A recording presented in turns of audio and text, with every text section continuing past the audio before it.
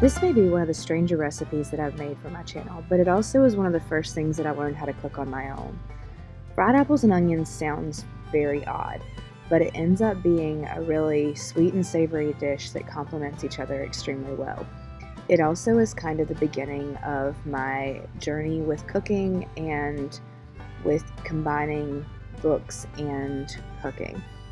So the passage from Farmer Boy, which is one of Laura Ingalls Wilder's books, and it's a book in the Little House series that this particular dish comes from, reads, "He knelt on the ice, pushing sawdust into the cracks with his mittened hands and pounding it down with a stick as fast as he could. He asked Royal, 'What would you like best to eat?' They talked about spare ribs and turkey with dressing and baked beans and crackling cornbread and other good things. But Almonzo said that what he liked most in the world was fried apples and onions. When at last he went into dinner, there on the table was a big dish of them. Mother knew what he liked best, and she had cooked it for him." The recipe book calls for 6 apples, 6 onions, and a half a pound of bacon. I ended up going with a few extra apples and a few less onions because my onions were pretty big and my apples were pretty small. So I just kind of switched up the amounts a little bit. But this is a more old-fashioned kind of recipe, and it's also a savory recipe. It's not a baking recipe. So you can play around with your amounts a little bit more on this one, but these amounts worked out pretty well. The other thing the recipe said to do was to leave the peels on the apples, but to take the core out. And I am using an apple core for this. I don't typically use an apple core. I'll just cut the outside off of the apple. The cores are a little bit tough to get out of the apples, and so a little bit of a life hack that I found is to use a chopstick for getting the apple core out of there. Do not use your fingers because it will end up injuring your fingers. So just carry on with getting the cores out of the rest of those apples. You might have to go in from both sides because you want to make sure you get all of the seeds out of those as well. So just kind of peek on the inside into that area you've taken out and make sure that all the seeds are out of there. So after that, you're going to cut the apples into slices. It does say in the book to cut them into slices that are about a ½ inch thick. To begin with, I started out cutting them into rings, and that's kind of the way that I did it the first couple times that I made it. This recipe, when I made it when I was little, the first time that I made it, I didn't have my Little House Cookbook. This and the Little House books were kind of the start of me beginning to try to duplicate the recipes that I found in books as I was making them. I always loved historical fiction. I always loved reading when I was little, and I always wanted to recreate the things that I read about in the kitchen. And so I started out making this before I got the cookbook, and then once I got the cookbook, I would make things with the recipes. So the first time I made it, I ended up peeling them, but then this recipe calls for not peeling them because it makes the apples hold together a little bit easier. But as you can see, I'm taking the apples and cutting them in half and then cutting them into the slices. That just makes it end up being a little bit easier to eat in the end. So I do recommend cutting them in half before you end up slicing them.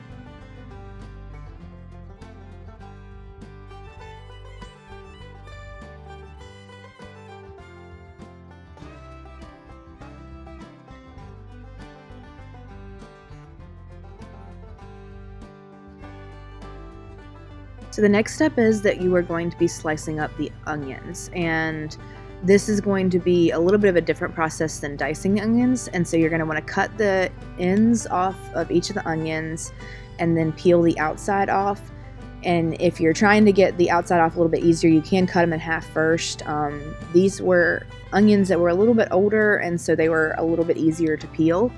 Also, the inside, they had sprouted a little bit, which would not have been uncommon during the time period that these cookbooks were made. And so if your onions have sprouted, you always want to take out the little green bits on the inside because they do end up tasting a little bit off. But you just want to peel off any of the brown skin off of the outside, and if any of the skin on the outside is dried and kind of papery and thick, you want to pull that off as well. But just cut off both of those ends and get that papery skin off the outside. dicing onions, you want to keep the root end intact because that's going to make it hold together a little bit better. But when you are slicing onions into thin strips, you don't necessarily have to do that. And so in this particular case, you're going to cut your onions in half and then cut that root part out at an angle. You'll also see me taking out the green part as well, and then cutting that angle out, that root end out, and then you just slice through and get these into thin strips to cut up each of the onions. Keep your fingers tucked to keep them out of the way and so that you don't cut yourself, and you also don't want to use the knife to lift those things off of the cutting board. Sometimes I default into that mode as well, but unless you're really experienced, don't use a knife to lift things off the cutting board. And slow down if you think you're going to get hurt. So then you're going to carry through with cutting everything up, cutting the rest of your onions, and then you will have all your apples and onions cut.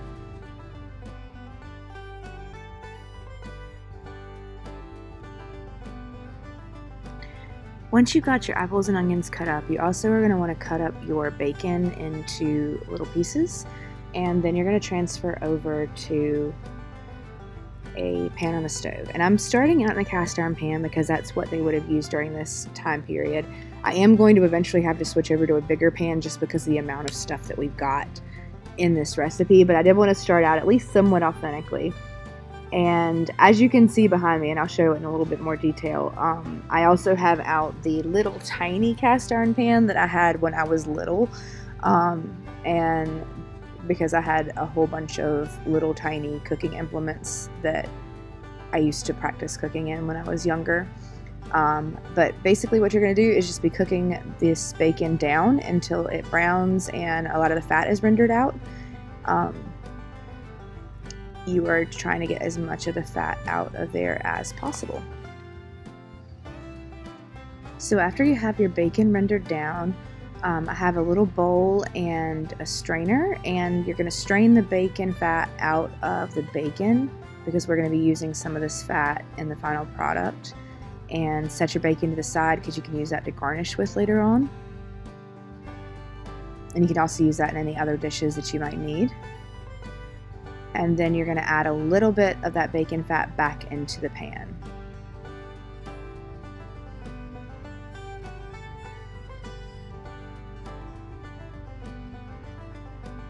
And then once that fat comes back up to temperature, you're going to add your onions into the pan, and that's going to lift up any of the fond, which is like little bits of stuff left in there, off the bottom of the pan. And you're just going to cook those onions until they are browned.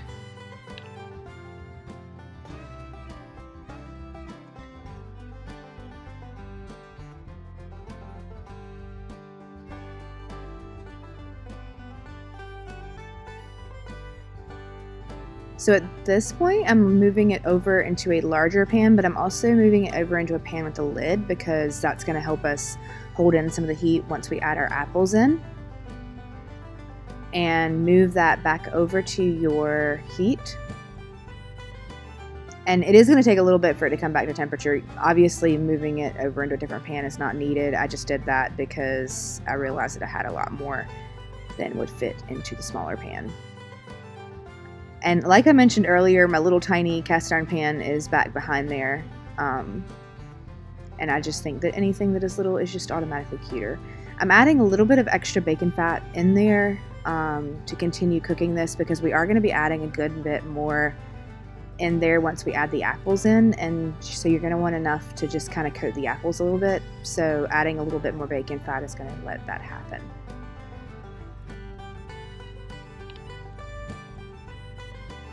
So now we can add our apples in, and you will see me kind of breaking those up and making sure they're all separate, but also the ones that I cut into rings, I'm breaking those in half as well, just because that shape just looks a little better and they're going to cook a little bit more evenly that way.